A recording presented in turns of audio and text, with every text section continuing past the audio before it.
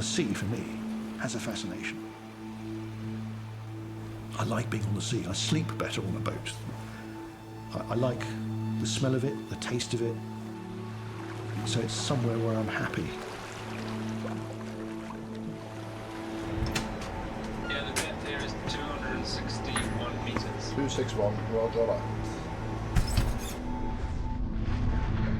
As the ROV moves in, there's always this moment. The green haze of water gradually resolves into this shape. And you start seeing timbers. I feel that this uncontrollable sort of surge of excitement, finding shipwrecks like that is breathtaking. You're thinking, I wonder what this is going to be.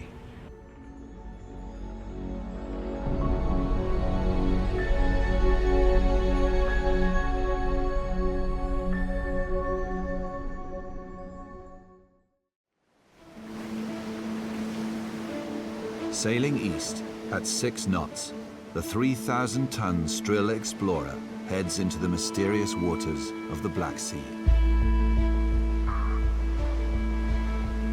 She's making for a set of coordinates off the Bulgarian coast. On board, an international team of scientists led by Jon Adams, one of the maritime archaeologists who raised King Henry VIII's flagship, the Mary Rose. We have some good target areas that we would like to get a little bit more information, but these are the selected locations, and what we've done is we've given the coordinates to the bridge. We're steaming off to do the first one now. More used to battling the storms of the North Sea for the oil industry, the high-tech Scandinavian survey vessel will be the operational centerpiece of the expedition. Bridge deck. All good. Yeah, transponder secured on deck. 10:15, okay. We're heading straight towards where we said we'd be.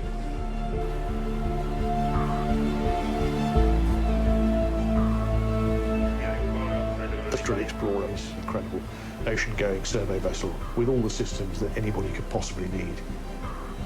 If I was to design a vessel and equipment to do deep water archaeology, this is it. For the next 4 weeks, home, family, life on land will take a back seat in a quest to uncover the story of the Black Sea.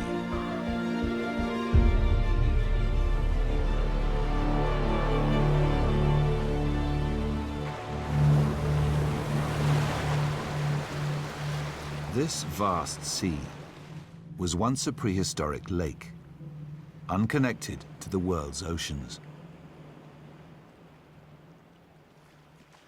How it then flooded remains disputed. Some scientists have argued there was a catastrophic deluge which inspired the biblical flood story.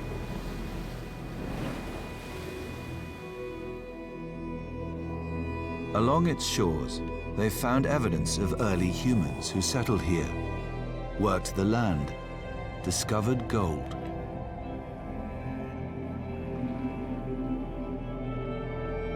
In the sea's hidden depths, archaeologists believe there may be evidence of ancient seafaring, shipwrecks from long-lost empires that could date back 3,000 years to when the Greeks first landed on the Black Sea's shores.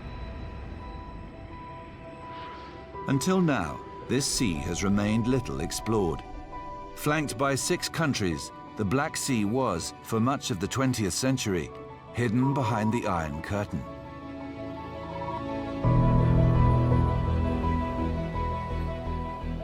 For the next 3 years, Jon Adams and his team will search for evidence of the lost civilizations and the ancient peoples who lived and sailed on this mysterious sea.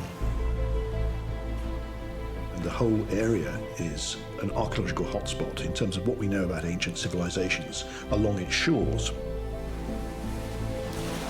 And in theory, we would expect tremendously exciting remains from past cultures underwater as well.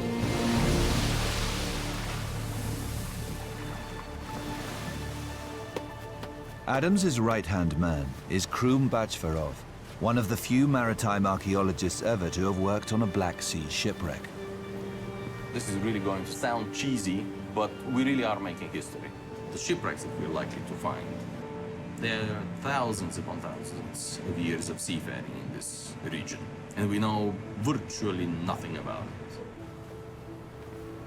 Helen Farr specializes in prehistory, uncovering the worlds in which ancient peoples lived. Understanding that human narrative against the backdrop of this changing landscape of sea level rise is really important for understanding where we've come from, who we are, what makes humans humans. It's something that people really engage with. Managing the team's state-of-the-art imaging systems is maritime archaeologist Rodrigo Pacheco Ruiz. The Black Sea has never been explored this way. It's virgin territory. There's very, very little archaeology done here. You know, this is the biggest museum in the world, and it's all on the water, so a lot of exciting stuff.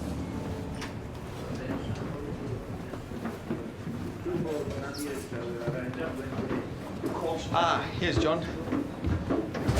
Are we ready? My estimate is about another 30-35 minutes. Excellent. Good. All right.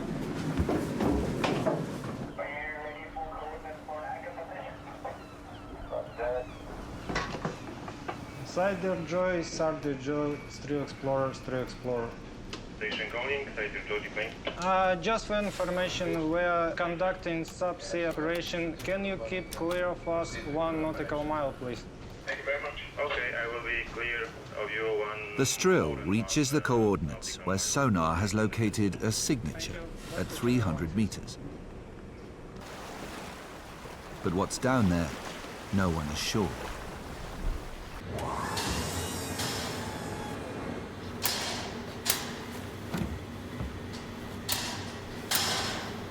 Alongside the scientists is a team of deep-sea surveyors equipped with the latest laser and sonar technology, and 6 pilots for the remotely operated vehicles, or ROVs.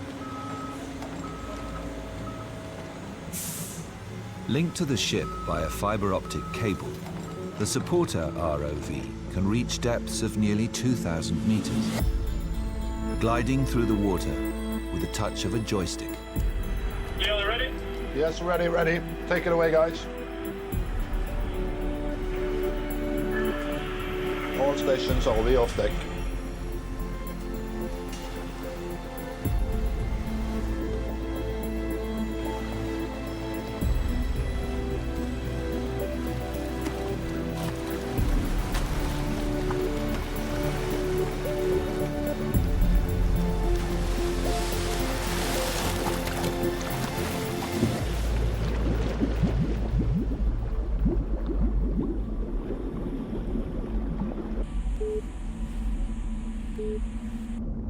Bridge, confirm I have a green light for diving? Yes, you have. Thank you, Conrad.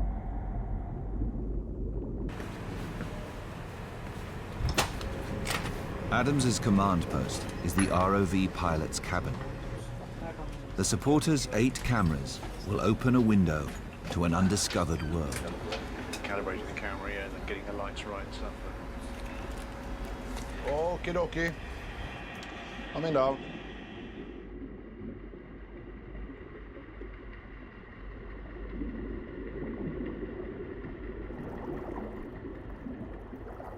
As it descends, the supporter gets closer and closer to what makes the Black Sea unique.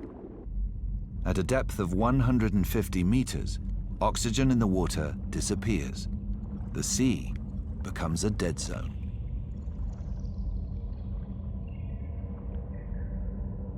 Go on. Yeah, the depth here is 261 meters. 261, roger that.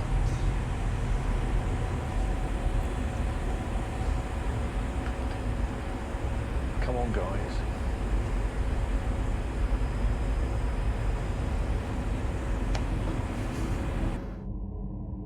Discover the past with exclusive ancient history documentaries and ad-free podcasts presented by world-renowned historians from History Hit. Watch them on your smart TV or on the go with your mobile device. Download the app now to explore everything from the wonders of Pompeii to the rebellion of Boudica and the mysteries of prehistoric Scotland. Immerse yourself in the captivating stories of this remarkable era by signing up via the link in the description.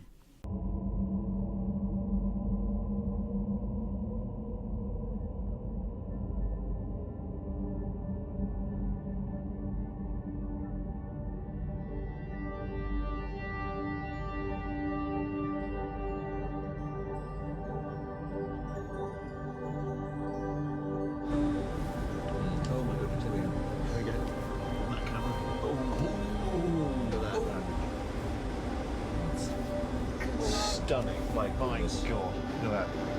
Oh, this is beautiful. Oh, this is absolutely beautiful.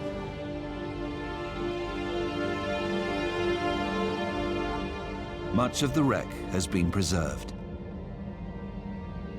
The wooden balustrades around the quarterdeck, the ropes for working the sails. In other seas, most of this wreck would not have survived. That's quite a lot of rope. Oh, yes. That's brilliant.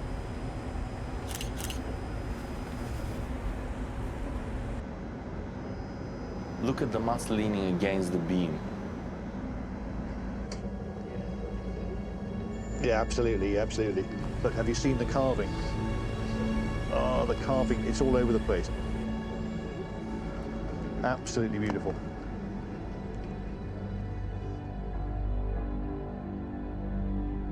The carved patterns of flowers and vines are Islamic. The ship would have sailed during the Ottoman Empire, probably around 300 years ago.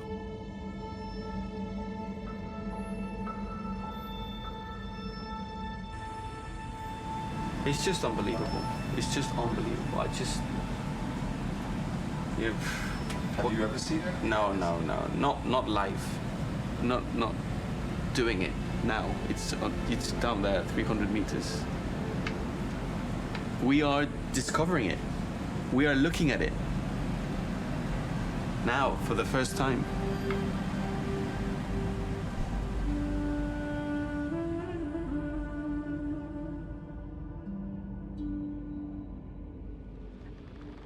Three centuries ago, the Black Sea was a prized possession of the Ottoman Empire.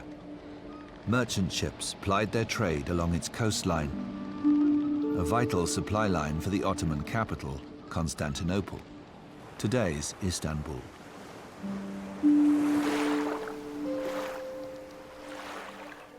Within a century of its capture, close to 700,000 people lived in this teeming city.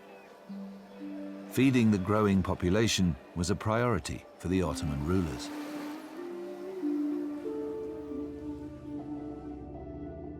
Ports at the mouths of the great rivers that fed into the Black Sea from Russia and Europe were vital trading posts and were quickly captured. An armada of small traders began to ferry vital supplies back to Constantinople. Some ships, their hulls laden with grain from the Balkans, precious metals from the Caucasus, never made it home.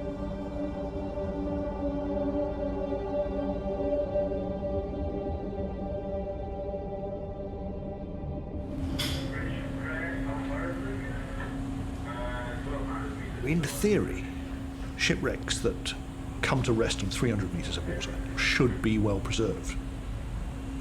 But we didn't really know. So the first time we started to see that Ottoman wreck, that was a moment. It really is like this, and we can see wonderful things all over the bottom of this sea, potentially.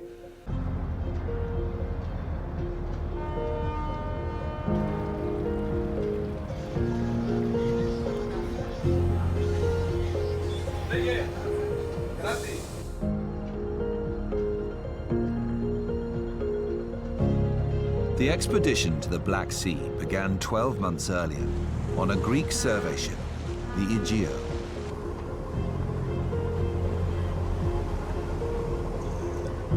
Adams's mission was to settle a scientific argument that has divided archaeology for decades: how the Black Sea flooded.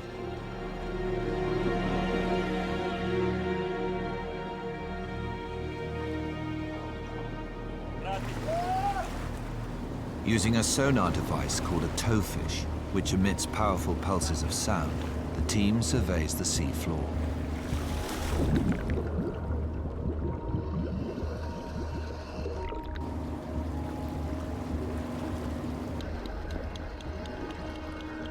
The sound pulses penetrate the seabed, feeding back a detailed profile of the prehistoric landscape that once existed.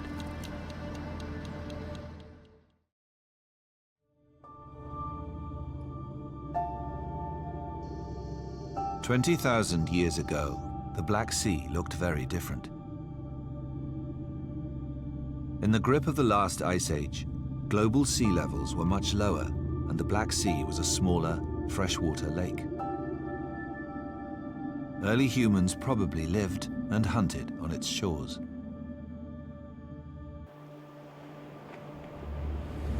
At the moment, we're more or less steaming over the paleo shoreline.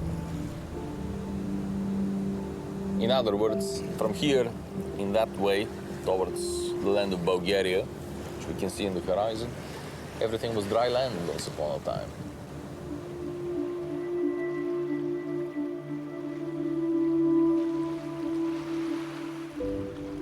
For decades, most geologists agreed that as the Ice Age ended, fresh water from the surrounding rivers poured into the lake. Over thousands of years, it slowly filled up. Eventually, the lake reached the Bosphorus and began to mix with seawater from the Mediterranean, creating the Black Sea that exists today. Then in 1997, the theory was challenged by two American scientists, Walter Pittman and William Ryan. They argued that there was little change to the prehistoric lake until a few thousand years ago, when the rising seawater level of the Mediterranean burst through the Bosphorus. The theory sparked huge public interest, recalling Noah and the biblical flood.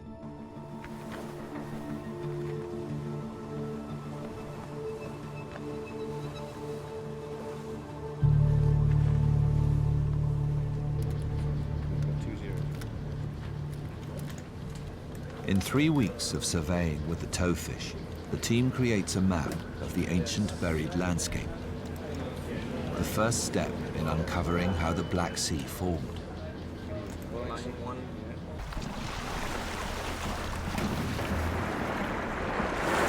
Using a second towfish, the team begin a new search. This time, they're looking for shipwrecks. In most oceans, ancient ships have long disappeared. Their wooden timbers eaten by shipworm, as on this 2,000-year-old Greek wreck. But in the Black Sea, because oxygen below 150 meters disappears, the water is anoxic. It doesn't support life, such as shipworm.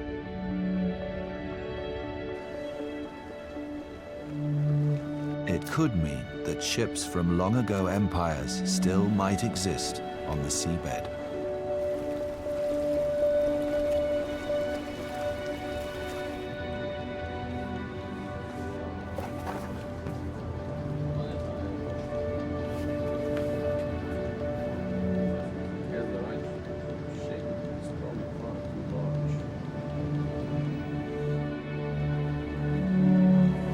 This is the first one that really sprang out of the screen after screaming shipwreck.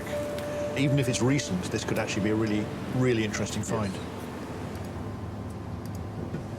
And this is the deepest one, almost 300 meters, 278.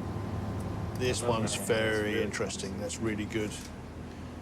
You've got collapsed beams and all sorts of things. You've certainly got what looks like structural timbers all the way around. Yeah. In a way, I think it's the most interesting one.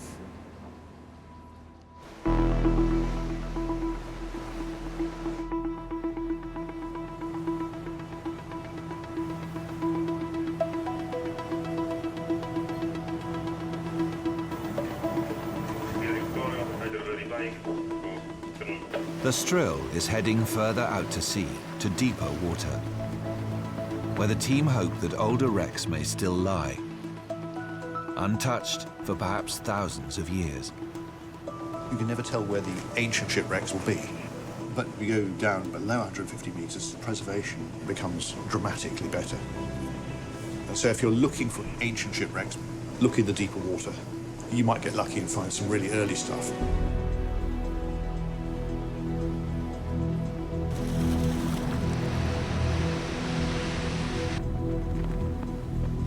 Online and ROV, this is bridge. Vessel in position, ready to start whenever you are. ROV copy. Crane copy. Latch open. Stand by. Stand by.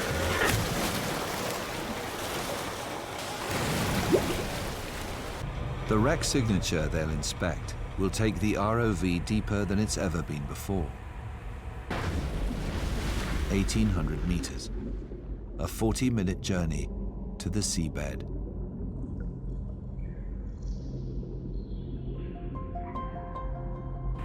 My personal favorite on the wish list is the medieval Byzantine shipwreck. If we find one of those ships, I'll be very happy.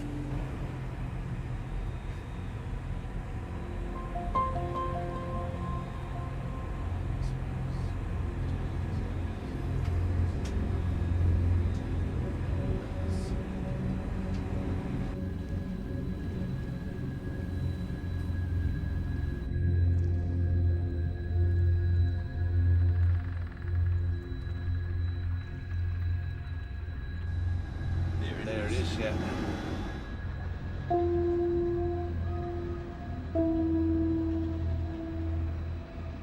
This definitely looks like the 17th century Eastern Mediterranean cargo vessel. That would explain the straight stern post.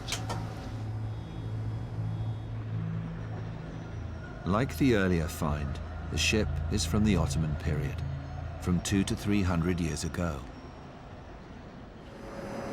Okay, might as well cathex. Ready for cathex? Yeah. Cathex is one of the ROV's high-definition cameras, which photographs the wreck in minute detail. And it's part of a revolutionary method of surveying wrecks in deep water called photogrammetry. We capture a series of stills at a frame rate of 3 every second. So from these wreck, we managed to get 700 photos. So that's a lot of high-resolution photography. The software stitched it together, basically, and you start getting a much better idea of details of the ship. The levels of technology have become so advanced. They're things that we used to dream of as methods of three-dimensional recording things underwater with speed and accuracy. Now they're here. So to a certain extent, you can do an awful lot sitting in a control ground with a cup of coffee in one hand and a joystick in the other. I mean, it's fantastic. With the image now stitched together, the team have the precise dimensions of the ship, can record every timber, and in this case, identify every artifact that might otherwise stay hidden. From the photogrammetry model, there appears to be an object wedged under a timber near the stern of the wreck. You see him? Yes, sir. Stand by. Using the fiber optically controlled manipulator arm, the ROV pilot, Brian Gar, begins the challenging process of retrieving the artifact.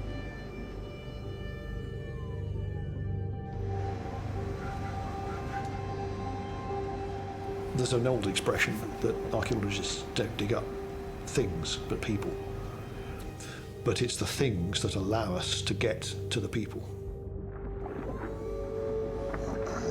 Easy up.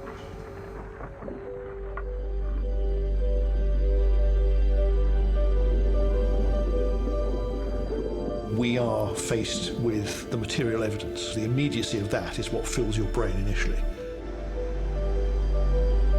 And then you start thinking about the people and wondering what happened.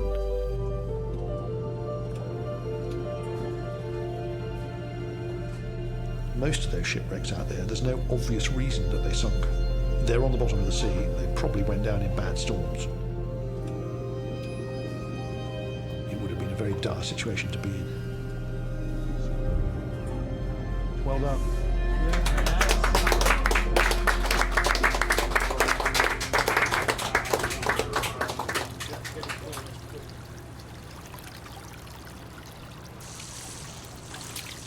What we're looking at is two clay braziers. On the left one, we see traces of burning and traces of concreted ashes and charcoal, which comes to show that the brazier was actively used. In fact, when we discovered it, it was still full of ashes. So yeah, this brazier probably contained the remains of the last meal that was eaten on board the boat.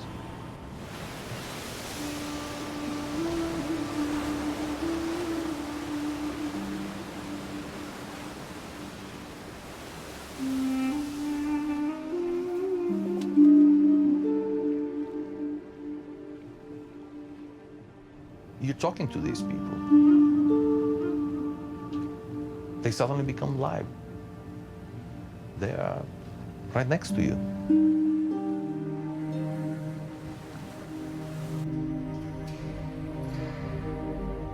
For Krum Bachvarov, ships are the closest possible connection to long-lost empires. A way to understand the past and its people. For more than 2 years, he's been working on the Vasa, a 17th century Swedish warship. If you study the timbers properly, you're going to see the marks from the tools. You will learn to recognize their signature by the way they use their tools. Bachvarov has been painstakingly examining each timber of the ship's frame, carefully reconstructing how the Vasa was built.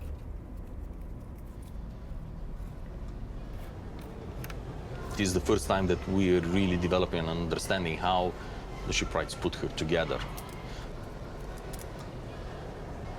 There are not two timbers that are exactly the same aboard the ship, or that are even universally squared. The capability of dealing with complicated engineering problems, this is telling us something about the mental state of these people, how much they understood the forces that were acting upon their ships. How did they solve the problem of creating a regularly operational vessel that was safe, that made it sure that it will bring its cargo and preferably also its crew back home at the end of the voyage.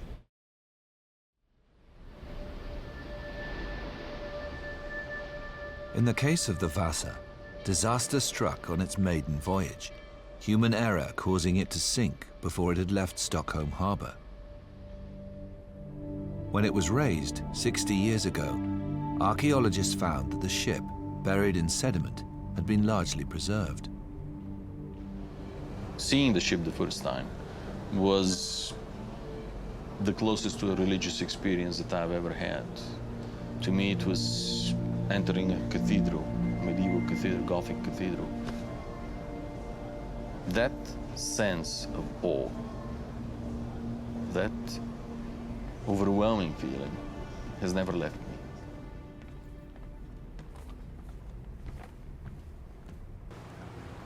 Survey bridge? Yes, guys. We're okay to start operations and we are vessel in position. For over 2 weeks, the Strill has been at sea.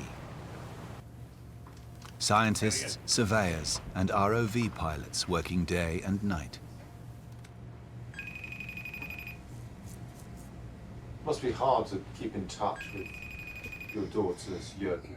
Yeah, this is life at sea, sort of. It's when you have the time to call, they might be doing something else.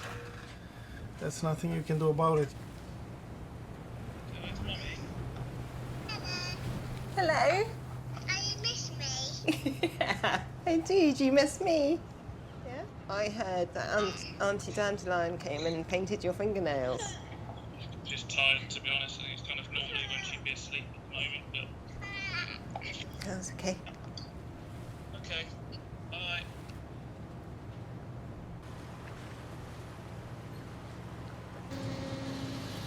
The hunt for shipwrecks goes on. Right, 10 metres to go.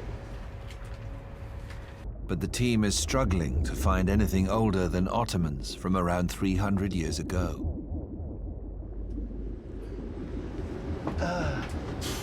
Not another one. Oh yeah. Same old, same old. Ah, dear oh dear. It's yet another one. It's another one to add to our fleet. I think it's a smaller example than some of the bigger ones that we've seen, but it's the same generic type. It's disappointing.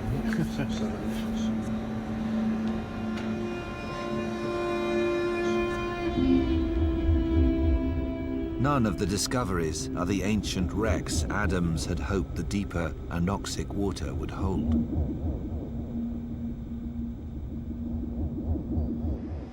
ROV survey. Right, survey. Were we not just at this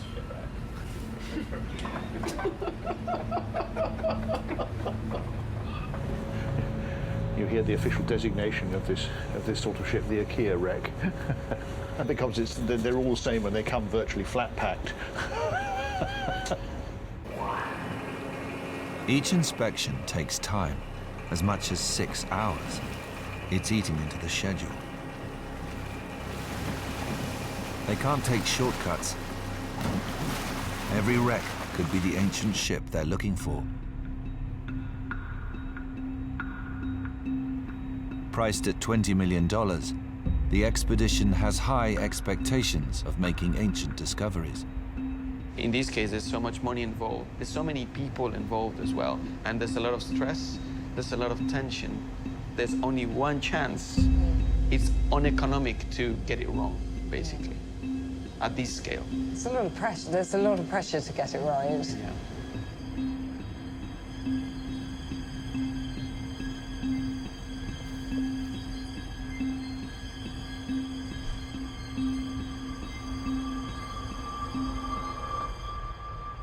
Right, same stuff. Bloody hell. That's what it is. Archaeology is like that. You just have to work with what you have. But it would be nice to have something else. Ah, dear oh dear. Okay, time to leave the crime scene. Yep. Time is running out. Jon Adams needs more than IKEA wrecks.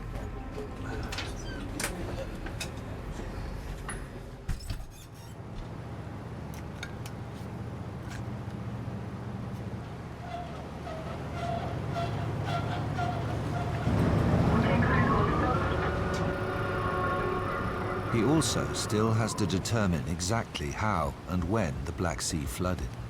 It will take much of the Strill's resources and many days of ship time. Survey, the laboratory to surface. They copy, thank you. Right now you can lower it down. Copy that, go down. Armed with last year's map of the buried landscape, the team selects specific sites on the seabed to core.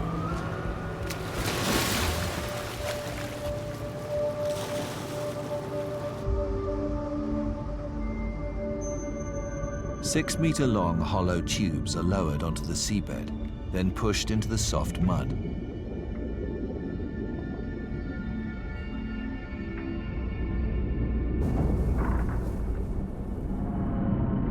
Once extracted, they'll contain a core of sediment that could date back tens of thousands of years.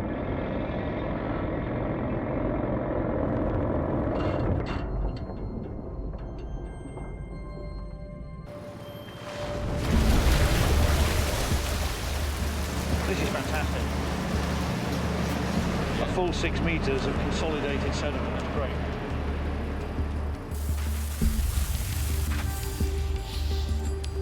What you're looking at here contains all the evidence for how the environment was at the time and how it changed over time.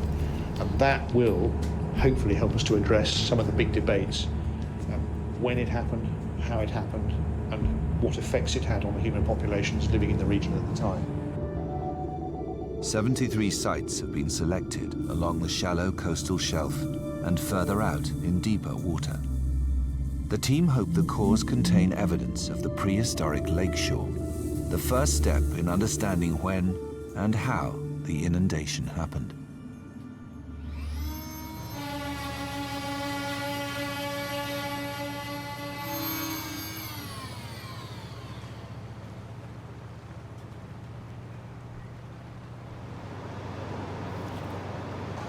There you go. Not too bad. It's a nice shell material. Bit of shell there. Yeah. In this core, thick mud sits at the top. But further back in time, towards the bottom, mixed in with the sediment, are pieces of shell. They could be evidence of the lake's prehistoric coastline. Oh, yes. So we see that and we go, aha, that looks familiar. That looks like a beach. Why is that underwater? Well, it's ancient beach from before it got submerged. So if I can understand where that coastline was, then we can start looking at that coastline, thinking about it. What was the geography in the past of the Black Sea?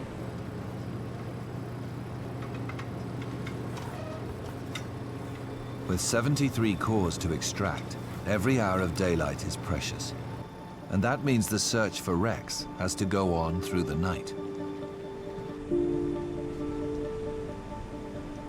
ROV online, can you just set up the ROV on the line heading to... In the early hours of the morning, after 3 weeks at sea, the team finally finds a new wreck signature.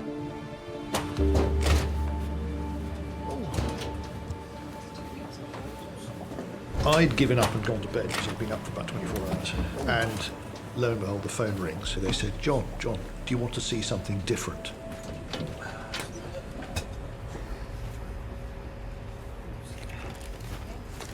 We're going to do a couple more flyovers with the Sulis. Just to indulge me. Wide angle, please. Yeah, sure. And just a touch higher. Perfect, perfect.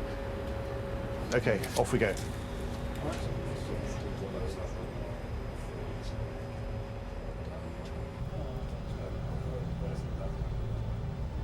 The eeriness of the mast just sticking out of the darkness.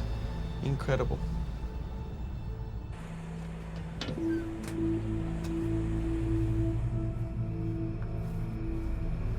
Beautiful stuff, Kalin. Yes.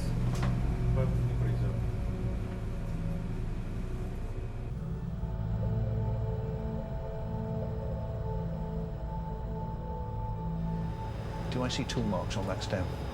What, like a Can we just take a little bit of a lower look down the stem as we come round?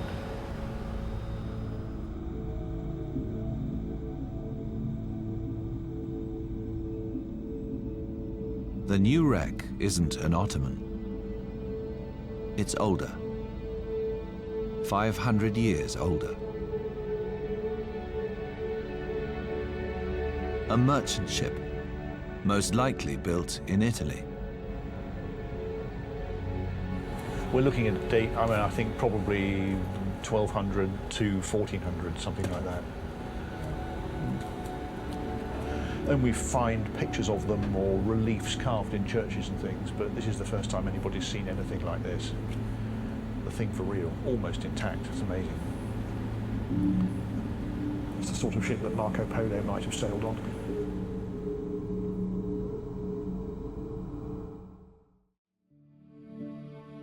When the great medieval explorer Marco Polo returned in 1295 to Venice from 24 years in the East, he traveled home by sail. His last sea leg was across the Black Sea, on a ship much like this. Then you start thinking, well, the last time that ship was seen was probably the last time those people saw anything. What would that have been like for them? It must have been terrifying.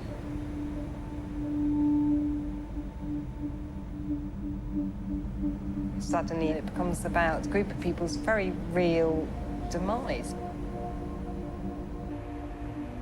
And then we were finished, and the ROV just drew back.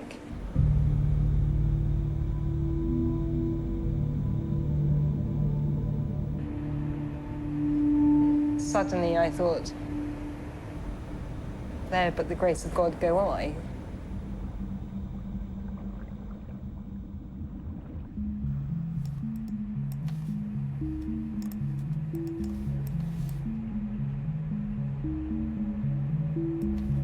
Lifting a wreck of this age to the surface would cost tens of millions of dollars. 3D photogrammetry means they don't have to. Archaeologists now have digital tools with which to explore the wrecks, long after the ROV has left the seabed. That little Mediterranean ship, probably built in Venice or somewhere like that, gives us a way into history that we can't get by any other means. If you look at the ships in Northern Europe in the 1500s, like the Mary Rose, that's the other end of the process. So the Mediterranean ship that we found is the before and the Mary Rose is the after.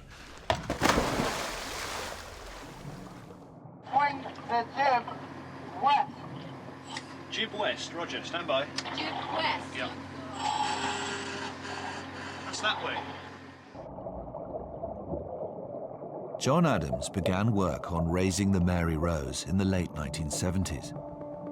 It quickly became the biggest maritime archaeological project ever undertaken and revealed the ship as a unique document detailing life in medieval England.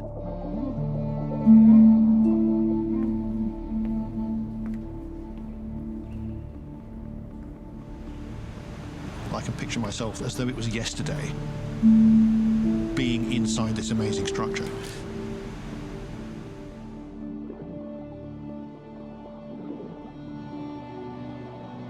All the guns were still in place at the time we found them, and there were shot and ropes and longbows and all sorts of other stuff lying around. In fact, you could swim at one point from one end of the main deck to the other, past all these guns, looking down at the guns still pointing out through the gun ports. And it was just the most amazing experience. The more we learned about the ship, the more it surprised us.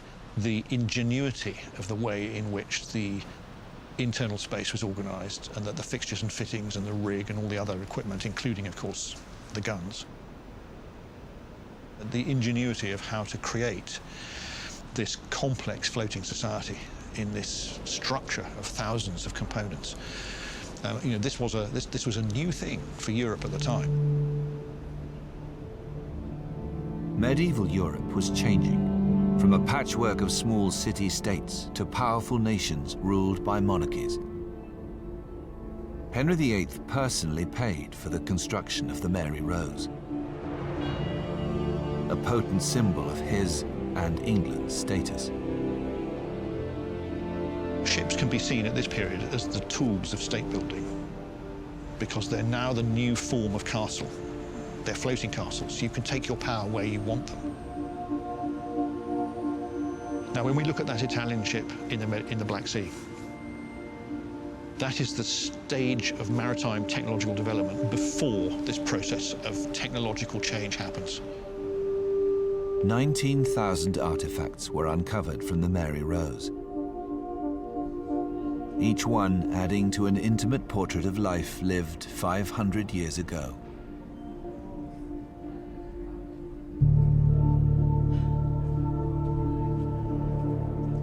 A shipwreck is an accident, and it's a floating society, therefore it contains not only the ship, its technologies, its fixtures, its fittings, its rig, the personal possessions of the crew, their equipment.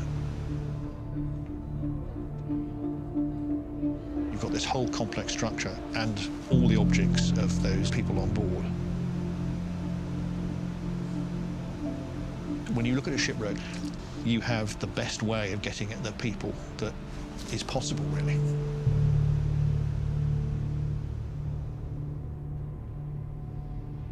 meter at 332 bearing. 55 meters at 332 degrees. Clear to move? Clear to move. Back on the Strill, something's gone wrong with the latest dive. Could you come to a stop on the vessel and we'll see if it gets it in again. Copy that.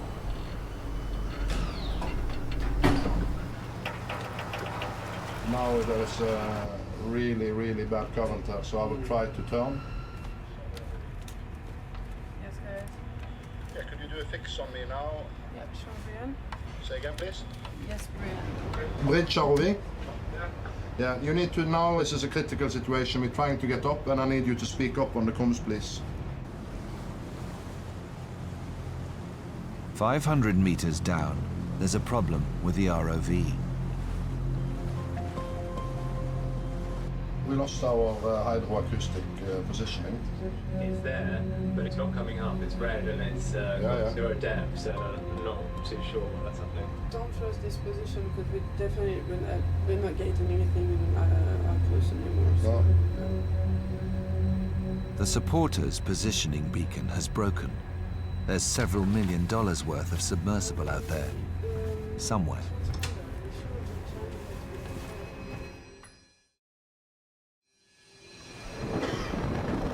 We have a loop of 760 meters of cable now, and we are only 470 meters under the boat, so the current is pulling on the loop.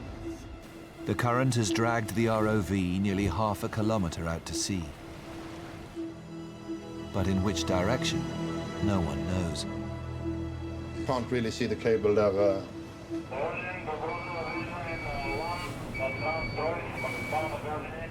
Ivan, can you get one of the guys on the bridge to go out and have a look on the umbilical cable and tell me which direction it's going? If the supporter is lost, it'll put a stop to the expedition's hunt for wrecks. ROV survey. Yes. Yeah, we have your positioning about 400 meters from the vessel. We need to track back to the vessel.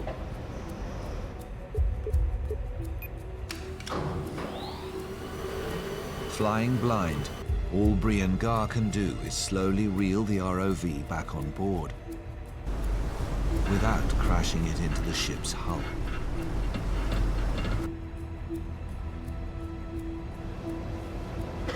You see now I'm coming up quite fast there.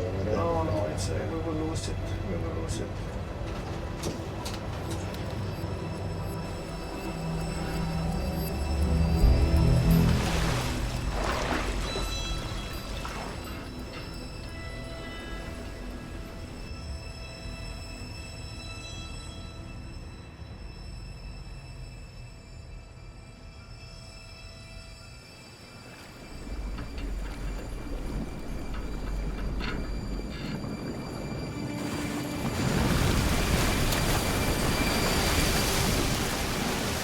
All stations are reopened back. I'm so relieved. I had this horror of sort of going along with these sort of millions and millions of pounds worth of equipment. Oh, it's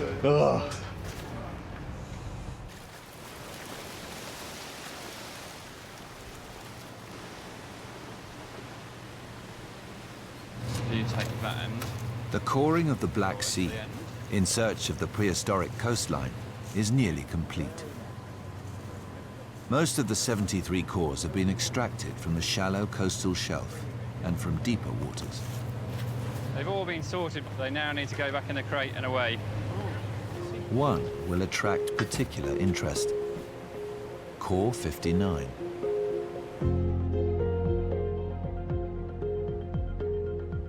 At the UK's National Oceanography Centre, scientists from the expedition have found evidence of the prehistoric lake. As you can see, we've got almost 4 metres of pure shell. If we take a sample from here, we have a real mixture. You can see that we have some slightly more intact shells, some that are slightly broken, and then we have this completely ground down shell within it. And this is really where what's happened is wave energy and the dynamic environment has basically churned this around, breaking them down into almost what looks like in some places like a sand. Yes.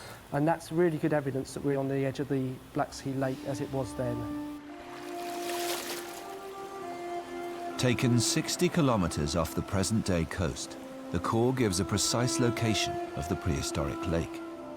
Its shores would have been surrounded by tens of thousands of square kilometres of dry land that is now submerged. That takes you to pretty much where it begins to start dropping off into the real depths. For Helen Farr, the results could be evidence of how early humans might have existed on this land. So that's a large amount of continental shelf here that would have been possibly inhabited, crossed by people that were looking for their resources that they needed to live. The Black Sea was a great environment. You've got rich areas which would have had game and things to hunt. You've got fish resources, you've got stone. So you've got all the things that you really need to be successful. Now the scientists need to resolve how this vast expanse of prehistoric land flooded. Slowly or catastrophically. Would people notice it? Would that affect people's lives? What about if it was catastrophic? I mean, how quick is catastrophic?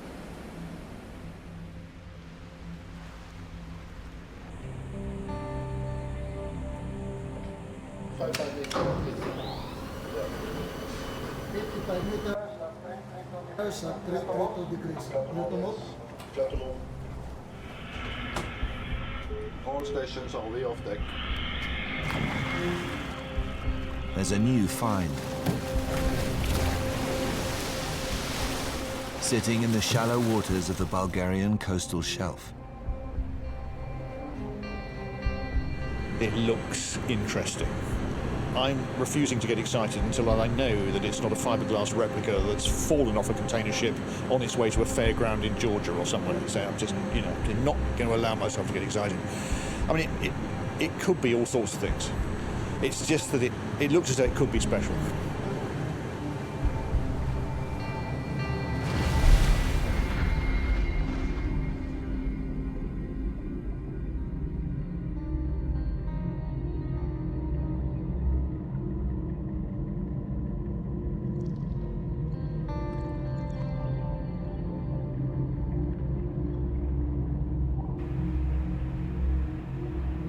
Right. Okay, we want to be in there somewhere. Cheers. Our V copy. Stand by. 20 seconds.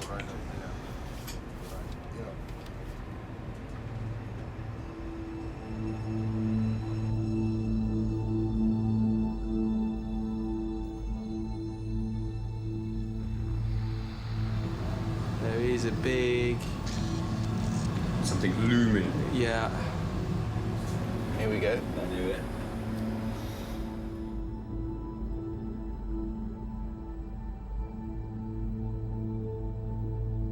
When we came into the wreck, you immediately got the feeling that there's a wreck that had been down there many centuries.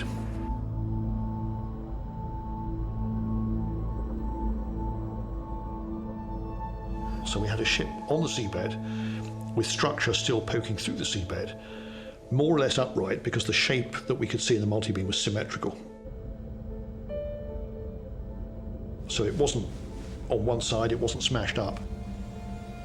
And the shape of it looked unlike sort of post-medieval ships, so we suspected it could be earlier.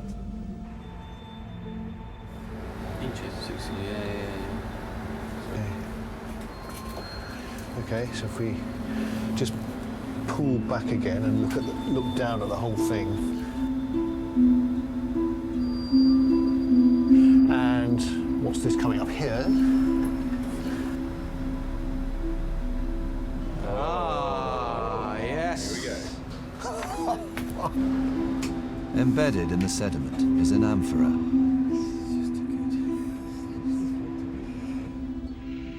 An ancient clay vessel used for transporting wine and olive oil. As we looked at it from more and more angles, it became more and more obvious that it was some sort of Byzantine type. which immediately puts it into the sort of, maybe 1,000 years old or something. It's the oldest wreck they've found. A merchant ship from the Byzantine Empire. It's a totally new page in history that we just turned today. I could not be happier. It might be 1,000 years old, but no one can date the wreck precisely. The amphora could hold the answer. If they can retrieve it, they can date it more closely. Where are all of us? For Jon Adams, the Byzantine, at 95 meters, is close enough to touch. Go into small details, like which gases we would use or how we And diving onto the wreck would give the maritime archaeologist the chance to inspect the ancient ship firsthand. You can do a lot with ROVs these days. And of course, photogrammetry is a fantastic way of recording these things in 3 dimensions incredibly quickly. But as an archaeologist, to actually dive on a shipwreck site, I always learn more than I could remotely. And I always understand more as a result. But going down there yourself just gives it an extra element. There's an extra sort of, I see, I understand that. But such a deep dive is dangerous.